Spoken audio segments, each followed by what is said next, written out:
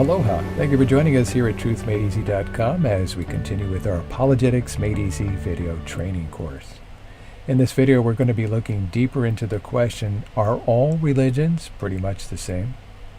Well, in our last video, we left off with two very important questions. Is Christianity the one true religion?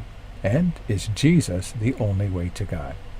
We then posed the question, are these absolute truths that apply to everyone? Or is Christianity, or any religion for that matter, simply a matter of personal taste for each individual? Well, we saw that there's going to be different answers to this question depending on who you talk to. Some say these are absolute truths that apply to everyone. Others, they say no, it's all a matter of personal taste. And, it really doesn't matter which religion you follow since they're all pretty much the same. In fact, many believe that the different religions are just different paths up the same mountain and that they all lead to God in the end. There's a term for this. It's called pluralism. We know that the opposite of singular is plural. Well, instead of believing that there is just one singular religion that applies to everyone, pluralists believe that the many religions, plural, are equally valid and okay.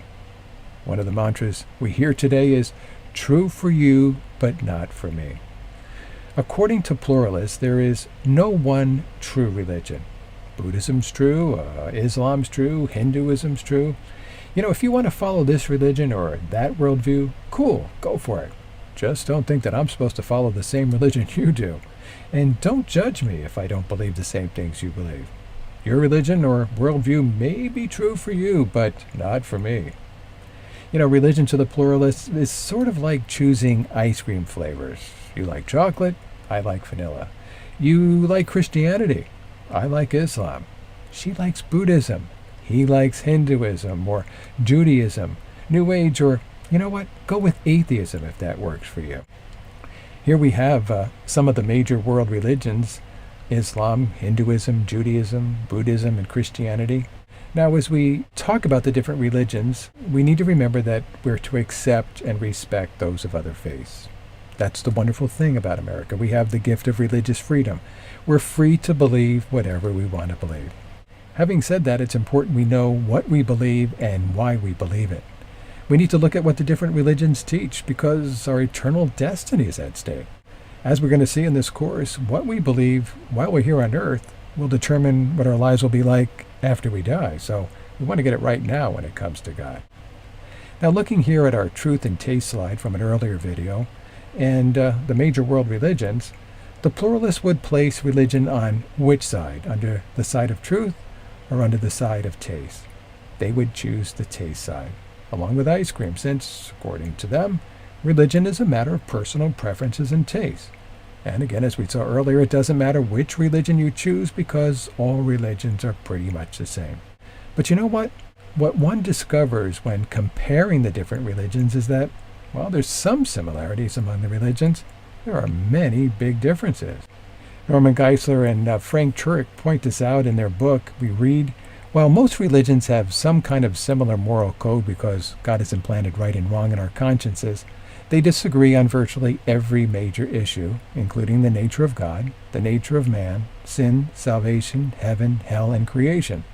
Here are a few of the big differences. Jews, Christians, and Muslims believe in different versions of a theistic God, while most Hindus and New Agers believe that everything that exists is part of an impersonal, pantheistic force they call God.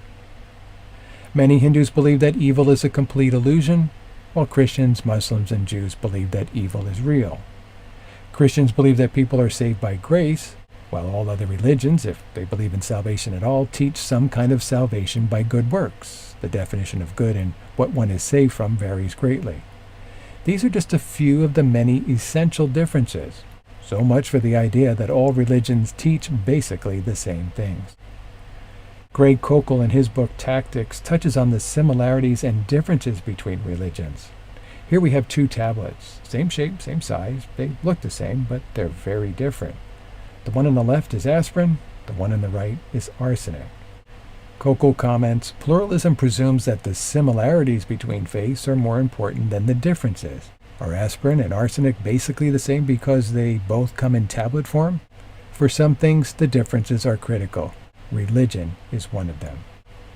So in summary, the major world religions are not all the same. There are many differences with few similarities when it comes to the important topics of the nature of God, sin, salvation, heaven, hell, and creation. These are significantly important differences, wouldn't you agree? Well, up next, we're going to be comparing two of these major world religions, Islam and Christianity, side by side to illustrate just how different the religions really are. Please join us for that.